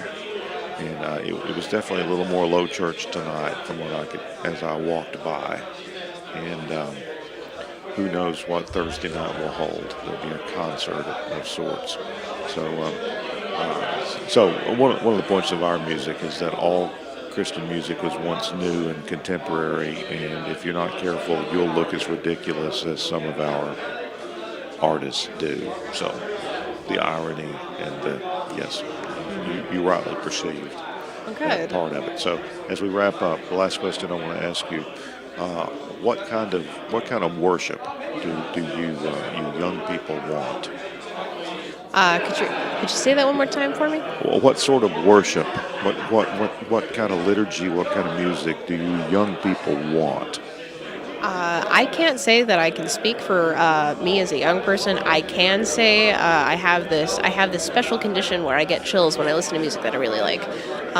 The organ did that to me last night. The guitar solo did not exactly do the same thing. I think in terms of liturgy, what young people, specifically like myself, so like me and that one other person out there who's in their early 20s or late teens listening to Presbycast with us right now, are wanting out of liturgy is a specific attention to why we're there. There's an aspect of worship. I've been to a lot of churches. My parents fundraise for a living. They're missionaries, right? I've heard a lot of worship, and not a lot of it has been edifying. Not that worship is oriented specifically to edify the listener. It's oriented specifically to edify the object of our worship, God. And I think He's the seeker. That is right. We should be sensitive to Him. That is right. Yeah. So the needs and likes of my particular contingent in the PCA should not really be part of the consideration for liturgy, unless the needs and likes of those in my peer group are that we want a specific liturgy that is a high church oriented. That's mostly because that's what I want, but everyone's entitled to their opinion, however wrong it may be, liturgy wise. Authenticity is supposed to be very important to the young folk. Authenticity is often conflated for originality, and originality is often conflated for what the kids will call a banger. So what a banger is Presby uses that term sometimes. A banger in context with people my age. It basically is a vaguely talented singer who is completely fried in propaganda oil. Their producer does a really good job with the beats. You've heard it 1,000 times. They reproduce it with like a new like a synth element from the 80s, and that's the new pop song. Listen to any pop song on the radio today, and you will hear vaguely talented voice artists. Maybe a couple of them are like sort of talented, kind of talented. Talented voice artist, more talented producer, 80s element, synth wave, the same beat you always hear. That's every single pop song. All right. Well, that's been. She's not wrong. That's been Culture Corner on Presbycast. All right. Well, thanks for joining us, Zoe. We'll be shutting down, but you stay in touch. Enjoy that Machen's Warrior Children membership card. I will. I feel kind of bad that I stole it. Well, I sort of sweated on it too. So if it ran a little bit, it's been very warm here, and it was in my pocket for 2 days. Oh wow! But so that'll be. Yes, St. Louis of Missouri, which is spelled exactly like Missouri. Yes, it's been a little miserable. All right, well, Presby, this has been we've had more guests here. We've totaled 6 different people, plus you and I. Never done that before. It's an ambitious show, a lot of background noise, but great. Now you're going to do this every week. It makes the point that people are excited, and that's all good. So I guess we'll wrap it up, and Presby, it's your turn. Yeah, it's kind of wild because this is one of those shows that really could have gone 2 ways. I think it could have been what it was, or such as it currently is, since I'm still talking into a microphone, or there's always time for something to go horribly wrong. Should be everyone's potential epitaph, and so I'm encouraged to hear that things didn't go universally wrong. Such is the nature of these things. But it will be, with an actual full day of work tomorrow. I know some of these poor people are gonna, potentially actually have to work, maybe up to 8 hours in a single day. It's a working lunch that makes it 9.5 hours. I'm sure some of that'll happen, but we'll be watching. I didn't get a chance to watch very much today. Obviously, I'm only there in voice and in recording, but I am optimistic that I will have a chance to view more of the live stream tomorrow and kind of chime in here or there in the replies to other people. I'm not doing as much direct commentary as maybe I used to. But we actually, in the comments on YouTube, there was quite a big push. People were interested in seeing where you can get Presbycast merch if you really want it. And it's been a while since we plugged the old Tetzel Boutique, which is our online internet store that is open 24 hours a day, 6 days a week. So if you Google Tetzel Boutique Presbycast, it's basically the top hit because I don't remember the URL and it's way too far away for me to scroll up to. So you can find it there.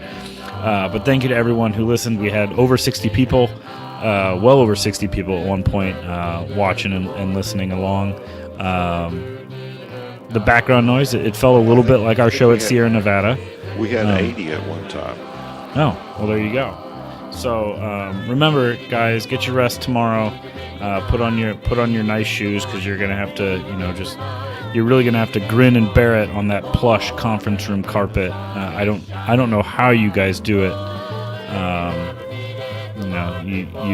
You warriors of the TE Quarry. So as we round up, we're Presbycast.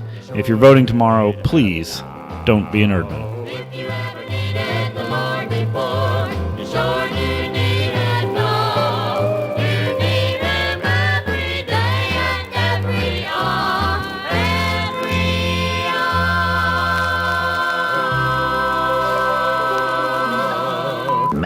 On the internet worldwide.